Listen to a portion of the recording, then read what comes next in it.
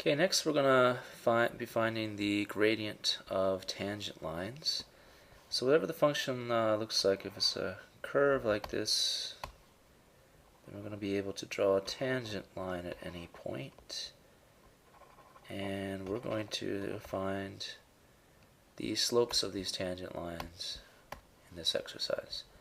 Okay, so to find the slope, it's always going to be equal to the derivative at the point. So it's going to be equal to the derivative at that point. So we're going to find the derivative first. We're going to do this by hand, then by the calculator. The derivative here is 12x cubed. So we can do it by hand by just putting in x equals 5. So I'll put in x equals 5. And we'll get f prime of 5 equals 12 times 125. So f prime of 5 equals 1500. Okay, so let's show how to do this by GDC. So on the GDC, we go to Math, and number 8 is the derivative, and this is always going to be x in here. Then we'll type in the function here. So the function, the original function now, not the derivative function. So the original function is 3x to the power of 4. And the x value is 5. So you get 1500 as well. Okay, so by GDC you do d by dx of the function at x equals 5, and you will get the slope of the tangent equals 1500. Okay, slope of the tangent equals 1500. Okay, next we could do this by hand.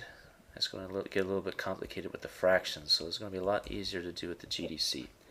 So again, I can use the derivative function. I can even use this old one right here instead of looking it up again. So x equals half here. I can put in 0.5. I could put in 1 divided by 2 here. And it's going to type in this entire function now. So 11 minus 2x squared plus 3x to the power 4. Now I've got a little bit of a typo here, so just make sure it looks exactly the same as you have on your paper. Otherwise you're going to have a mistake. And I think that looks good now. That's all correct. And I'm going to press enter. And when this happens, your calculator is actually estimating. This is very close to negative 0.5, so it should be negative 0.5.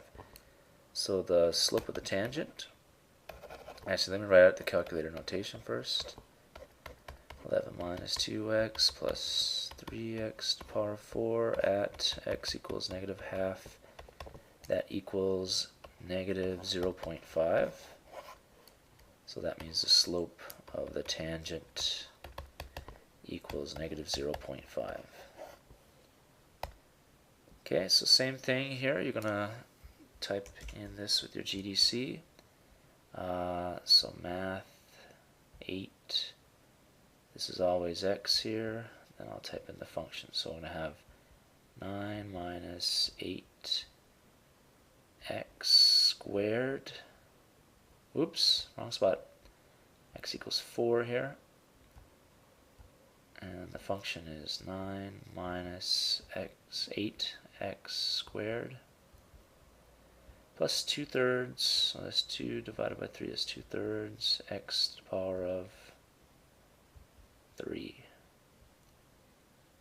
Okay, got that all typed in correct. Now this should be negative 32 exactly, right? So d by dx of 9 minus 8x squared plus 2/3 x cubed at x equals 4 is, what did we say it was? Negative 32.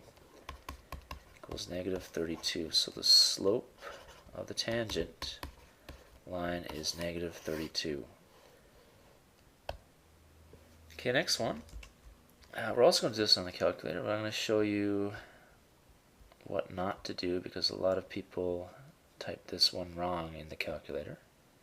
So if I do 5 divided by x to the power of 3. I could have written it as a fraction, but if I do that, that's okay.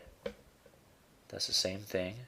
Now if I do 1 divided by 4x, you will get the wrong answer if you do this, because this will be just 1 divided by 4. I won't divide by the x.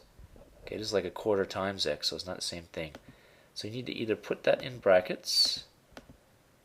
Okay, we could put that in brackets for x, or we can go to second function, or sorry, alpha y equals to get the fraction feature and type in a 1 over 4x. Okay, so this will work. Let me just type in at the end dx equals 2, and we get -1. So if I do d by dx, 5 out of x cubed plus 1 out of 4x at x equals 2, we get, yes, -1. Okay, so the slope of the tangent equals -1.